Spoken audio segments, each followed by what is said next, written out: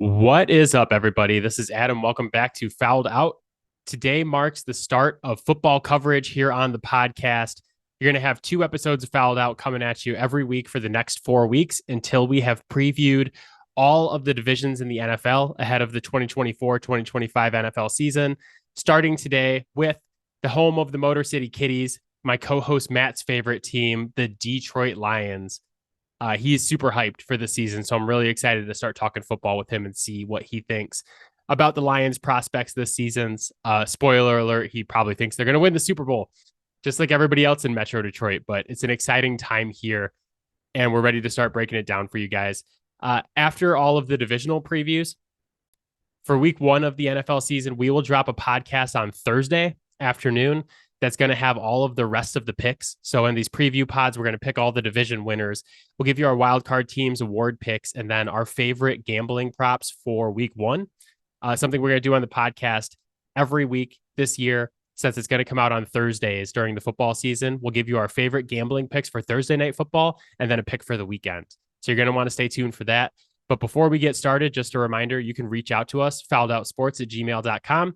Really appreciate you guys listening. We would love to hear from you. We're going to be doing bold predictions as part of our divisional previews for the next couple weeks. We would really love to hear yours. So make sure to send those to us, fouledOutsports@gmail.com. But for now, let's grab Matt and let's talk about the NFC North. Let's go.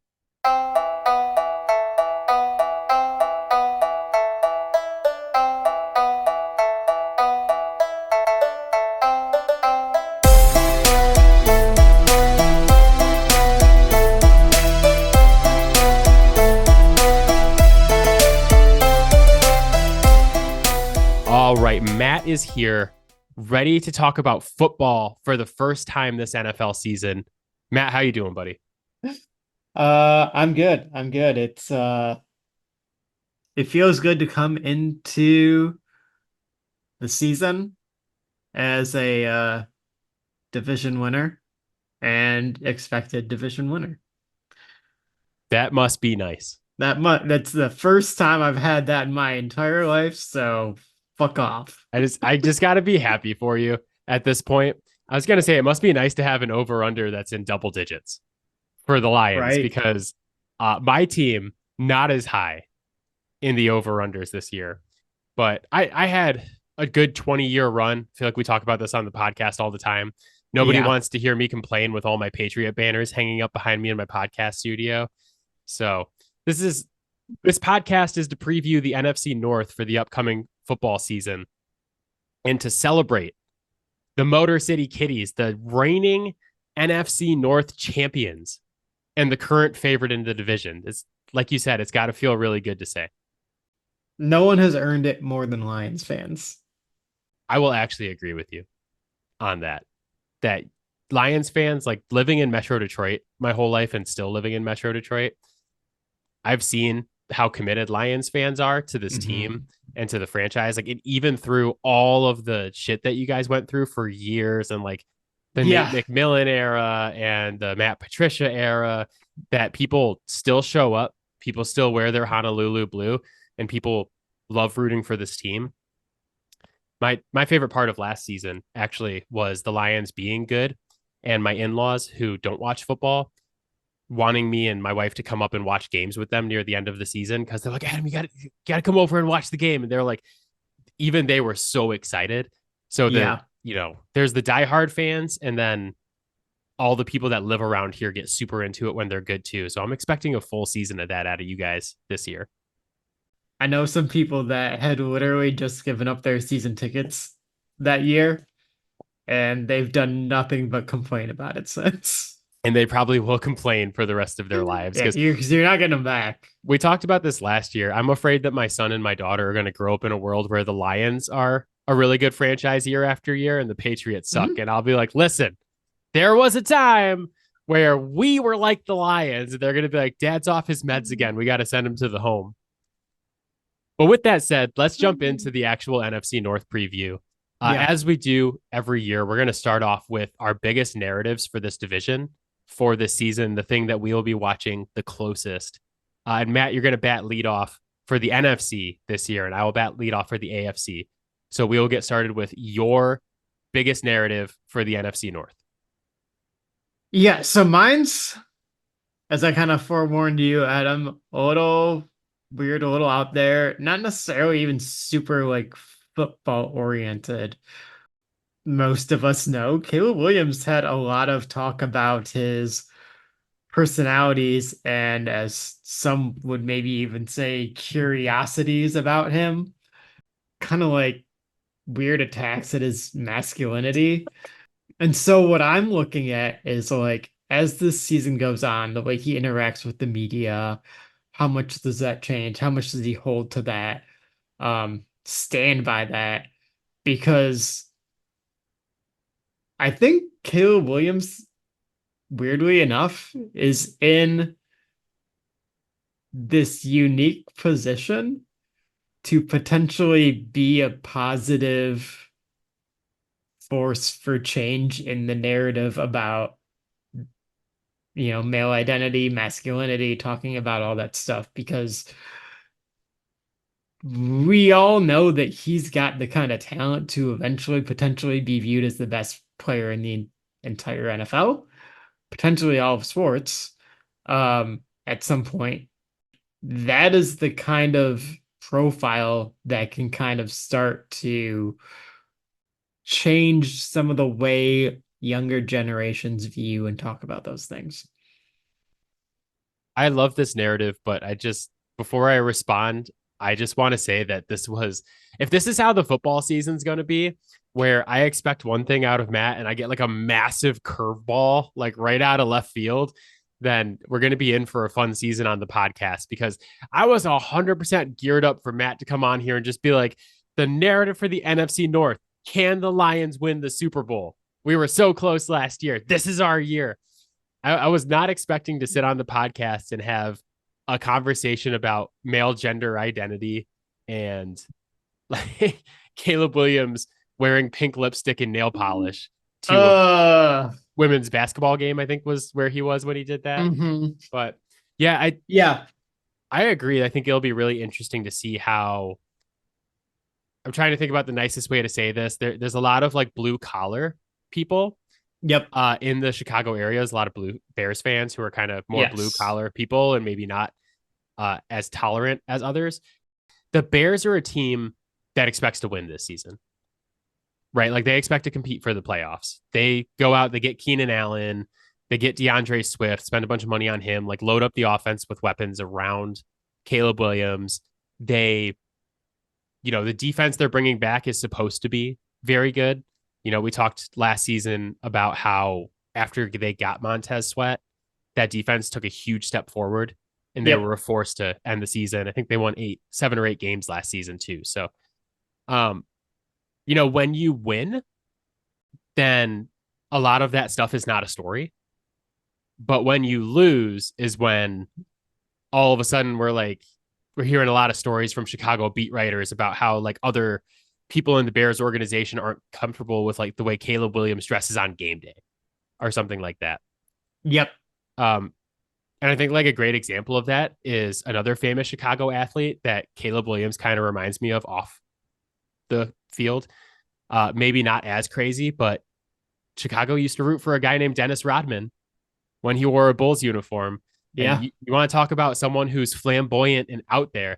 That is Dennis Rodman to a T, but I think the difference there is that we're talking about the third best player on the Bulls versus this is the guy who's literally the face of your franchise. And like you said, has the potential to be the best player in the NFL eventually. So definitely interesting to watch. Definitely not what I was expecting out of Matt to start this podcast.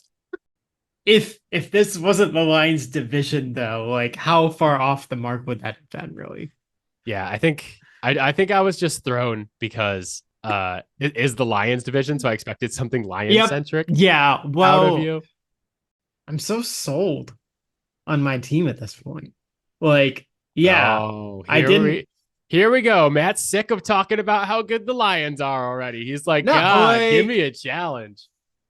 Like, I hate how that game against San Francisco ended, but like, really, even the way it went down, it's like, if one guy that's not here anymore doesn't drop 3 passes in the second half, we're in the Super Bowl. So, I mean, like I feel very good about what they did last year, the moves that they've made since then, and like the very clear message that they've sent that like that wasn't enough and we're keeping our foot on the gas. Yeah, you might make it all the way to the Super Bowl to lose to Patrick Mahomes. Because as we know, that's as far as any one team can make it that Yeah, does not have Patrick Mahomes. that's how you win the Super Bowl is losing the Super Bowl to Patrick Mahomes. Yeah, that's every other team's Super Bowl.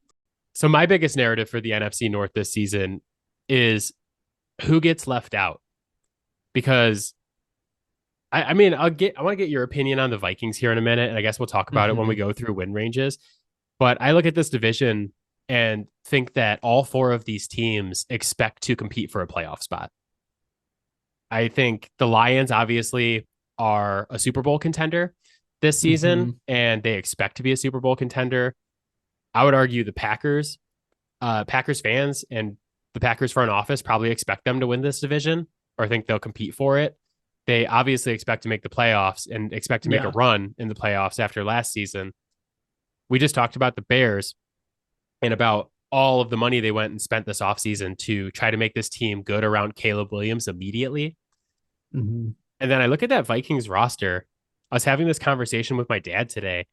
I'm just like, this is a roster that's built to compete now and be good at football right now with Jefferson, Addison, Hawkinson. You know, they got Darisaw on the offensive line. They spent money on the defense. They went out and got Aaron Jones, who's kind of like a luxury item.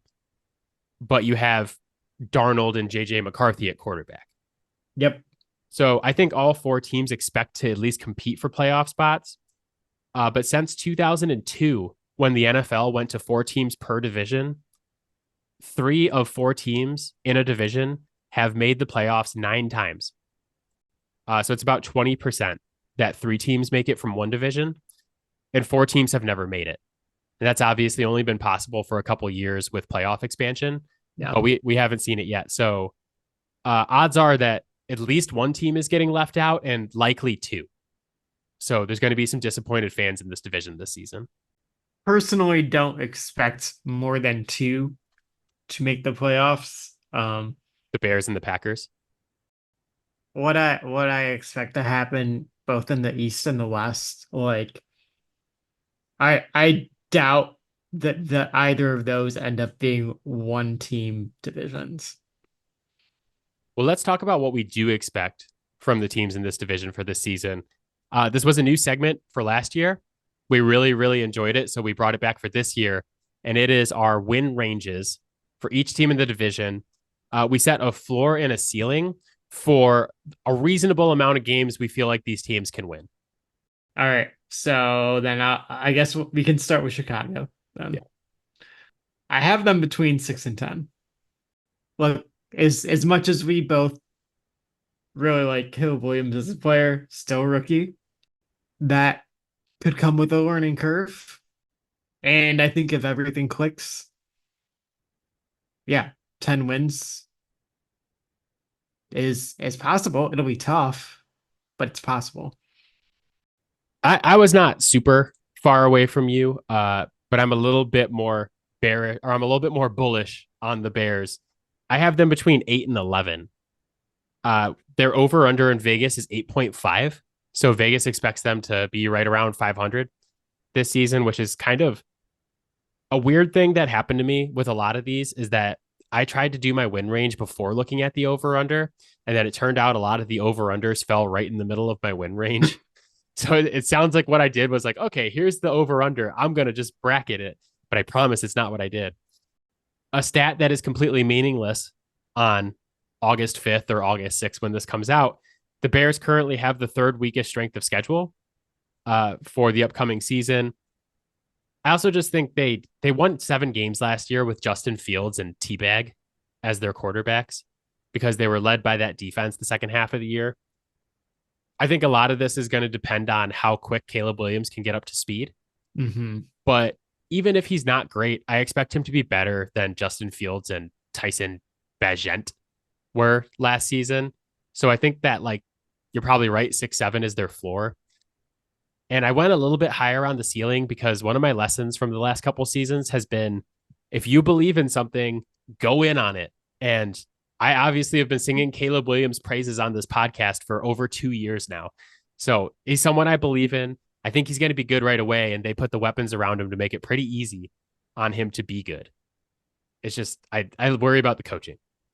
He's coming into a tough spot, right? Because, I mean, he's coming into a division that had two teams in the playoffs, and they both could have been in the NFC Championship game, if not for maybe like one play going differently. Mm-hmm. So he's not like getting a nice soft start to his first season. Well, he's not, but also he is because being in the NFC North and also having the third weakest schedule in the entire NFL from Vegas over-unders tells you how shitty their out of division schedule is. So like even if you're like 2-4 in your division, if the rest of your schedule is that weak, I still think you can get there. It's just a little bit more difficult. Will that hold up at the end of the season though? No, it's probably not. That's why I said it's completely meaningless, but I like to look ahead. What do you have for your home team, second in alphabetical order, the Motor City? I was gonna go 17. Somewhat conservative on this, but I kind of sat there and I was like, okay, well, we got to 12 last year. It really was 13. And how many of these games that we should have won that we just threw away? Okay, so I want from 10 to 14. We have to go through injury hell to drop below 10 wins. I just don't see that happening without serious injuries to crucial players. Yeah, I went just below you. I went between 10 and 13. Mm-hmm. Their over under is 10.5. So I'm feeling like this is one that we're probably going to bet on. Yep. Obviously, the expectation is that they're a Super Bowl contender this season. They went out and addressed their biggest weakness from last year, which was the secondary with multiple picks and one guy that I really liked in Ennis Rakestraw. Yeah. And then Tyrion Arnold, who might be... Is Tyrion Arnold? Tyrion. And then Tyrion Arnold, who might be the best corner in the draft from this past season. So they got guys like one of my favorite things about Ennis was the absolute attitude that he played with at Missouri. Yep. And I said this about Amon-Ra St. Brown when the Lions drafted him in the 5th round. I loved that pick. And you can go back on the podcast and listen to me talk about how I loved it. I was like, dude, this guy, he was such a good stalk blocker in college that I was like, it's the attitude. The attitude is just perfect for what Dan Campbell wants to do. Yeah, and like that's really what it is they went out and they got guys that like they can play, but like they fit the vibe, the attitude that they want. And like that's such a huge part of playing cornerback is like, oh man, do you have to be like pathologically confident in yourself? Yeah, my only reservation that I only went up to 13, and like saying only up to 13 is kind of like a misnomer because that's a lot of wins. But you're going from being the hunter to being the hunted. Like you don't sneak up on anybody this season, so it's a whole different ball game when you get out there and you're a lot of teams Super Bowl instead of it being the other way around, which it has been in Detroit for a while. So, for sure. Who's next? Green Bay. What do you have for Green Bay? I have them from 8 to 10. I don't feel like I saw any like moves they made this offseason where I'm like, uh-oh. Right. So like I don't feel like they're really like pushing the envelope. And the reality is that everyone like kind of was expecting a down year from them last year. And that kind of what you just said about the Lions. Well, like, like no one's gonna sleep on you guys this year.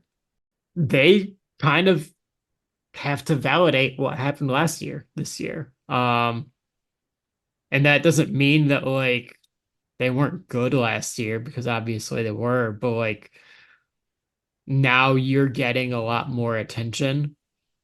And like specifically Jordan Love, like no one's walking into those games and just thinking like, okay, yeah, we'll just wait for him to chuck it up to us and we'll pick him off. They're gonna game plan for you more.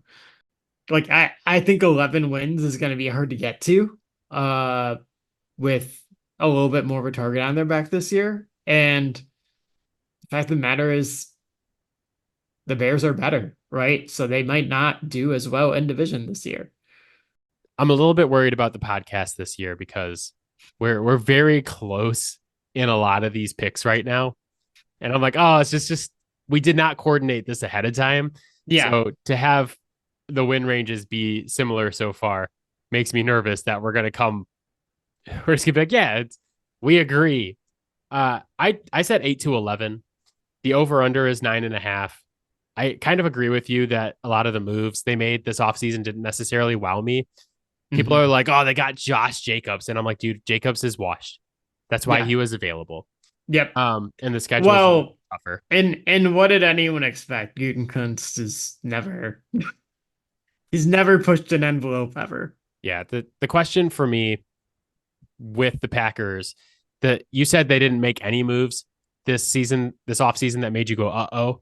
I saw them sign Jordan Love to the richest quarterback contract in the history of the NFL. And I went, I'm a little bit nervous about that. Oh no, I meant uh-oh as a Lions fan. Oh no, I know what you I meant. was I know what you meant. But I there was two Jordan Loves last season. The first half of the season he was not as good. The second half of the yeah. season he was absolutely in fuego. So they're paying him more based off the second half of the season. And I just want to see how that turns out this year. Hmm. Like, is he closer to it's probably honestly like there's probably first half Jordan Love and there's probably like second half Jordan Love, and that the real Jordan Love is somewhere in the middle. But the question is, how close is he to second half Jordan Love versus first half Jordan Love? And Yeah. this is coming from someone who loves Jordan Love because last year just proved me right. My draft analysis from like 5 years ago, finally. I mean, I think it's fair to ask too, like how much of that too was just like was LaFleur just absolutely catching fire as a play caller too. Because that I mean, there were games where like, yeah, he was throwing 4 touchdowns, but 3 of them were just like he had dudes running wide open downfield because Matt LaFleur called an absolute gem of a play. Yeah. Well, we're going to talk about Jordan Love here in just a minute. So Yeah. a little bit more. But let's do the last team before we get to Jordan Love. What do you have for the Minnesota Vikings? I agree with you on them having some things to potentially win now. However, I still have them from 2 to 7. The quarterback situation is rough. Yeah. Uh, so the 7 for me is, like JJ McCarthy is able to come in. He's playing high IQ ball, not making a ton of mistakes. Uh, just running the offense and using the weapons that he has, and they're able to get some wins out of it. Every other scenario for them at the quarterback position does not lend to them getting more than 5 wins. Yeah. I'm kind of scared right now because I said 4 to 7 wins as well. So I had a floor a little bit higher than you. Their over under is 6.5 in Vegas. So like again, I'm bracketing this Mhm. thing like right here. Uh, I Can looked you tell that I learned a lesson from last year? a little bit more conservative. Wider ranges. Yeah. Mine are tighter so far this season. I'm pretty confident going into the year, but That's I how looked they at get the you. yeah, I looked at the roster and then I looked at the quarterbacks and I likened it to giving my son, who is 2 years old, the keys to a Ferrari by handing the offense over to Sam Darnold or JJ McCarthy. But we've been over this a billion times, and this is My lesson that I learned is when I believe in something or don't believe in something, to go in on it with my takes before the year. Because my one regret the last couple of years in the podcast and in fantasy football has been like, these are the things I believe, and then I don't go hard enough on them. I don't believe in JJ McCarthy. And I will never, ever buy a single piece of Sam Darnold stock, no matter how many Minnesota beat writers tell me I should. I've never been more out on a guy than Sam Darnold. And what happens is the same damn thing that happens in the NFL all the time is he goes to San Francisco for a year and sits the entire year and does absolutely nothing. And then there's all these stories about like, oh, he learned so much playing with Kyle Shanahan and he's really ready to be a leader again and blah, blah, blah. And then he comes in again, shits the bed. When was he the leader? Where? He was the leader of the Patriots defense for a couple of years because my guy was out there seeing ghost against the Patriots defense. And I just don't think you get over that by spending 1 year on the bench in San Francisco. So, oh man. Yeah. What is your bold prediction for the NFC North? I am predicting that the Lions defense will have the most takeaways of any team in the division this year. But not just that, by a margin of at least 5. They just went out and got a lot of guys that are a lot more aggressive in the secondary. Derek Barnes is continuing to develop as a linebacker and like even had one of the most important takeaways of the season in the playoffs. They added DJ Reader, who is only going to add to the tip to balls. Yeah, I think that they're going to be very intent on taking that ball away because they know what that offense is going to do with the ball when they get it. Just don't count on my boy Ennis Rakestraw to take the ball away ever. Not once in his entire career. He had 1 interception at Missouri, and he was one of my guys. They gotta be coaching him to bat the ball up so that someone else can pick it. Yeah. Well, one of the reasons he was one of my guys is because I just loved watching his film because there was balls that were easily pickable. Yeah. He just slapped it down and looked at the receiver and he's like, get back to the line of scrimmage. We're doing another rep. So he's absolutely refused to pick off the ball at Missouri. Yeah. Matt, are you sitting down? Yep. Because we're recording. Are you ready for another bold Jordan Love prediction? I can't tell which direction this is going in. Not the direction you want it to go in. My boy, my favorite quarterback, Jordan Love, the man who proved me right on this very podcast last season when half of the podcast hosts were criticizing me for still being in on Jordan Love. Actually, if you go back and listen to the NFC North podcast from last year, 100% of the people on this podcast were criticizing me. Yeah, because you were doing it too. You're like, I can't believe you're still in. I'm like, me either, but I still am because I just see it. I see the diamond in the rough, and he did it big for me last year. I'm expecting him to do it bigger this year by leading the NFL in touchdown passes. Make the case for you real quick, Matthew. Go ahead, dude. Make your case before I make you give me a case. I don't know how many times in your life I've called you Matthew. It's not many. That might be the first time. Really weird because your full name is Matthias.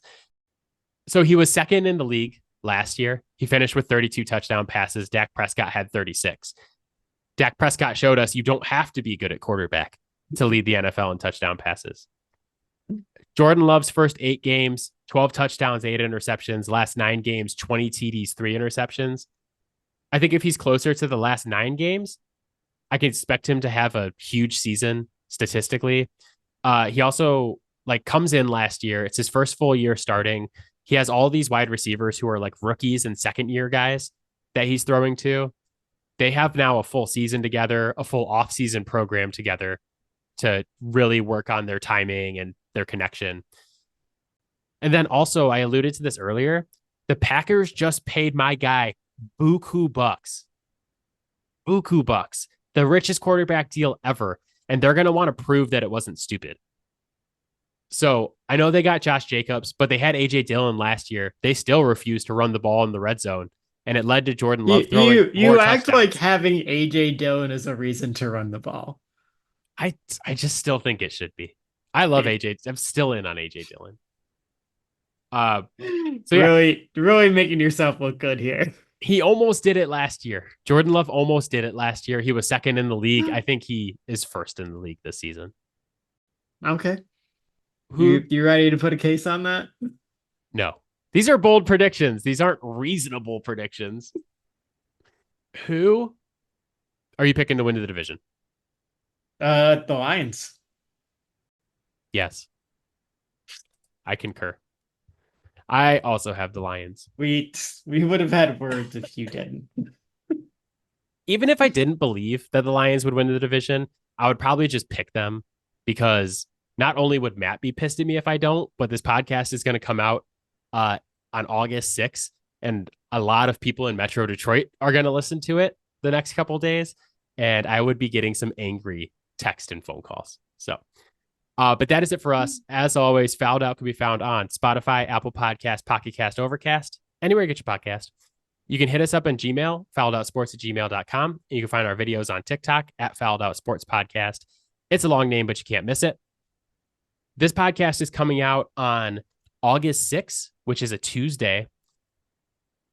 You're going to get 2 episodes of Fouled Out every week for the next 4 weeks until Matt and I are done previewing all of the divisions ahead of the 2024 season. So the next podcast will drop August 9th, which is Friday, around noon. And that's going to be the AFC North. So make sure you guys tune into that one.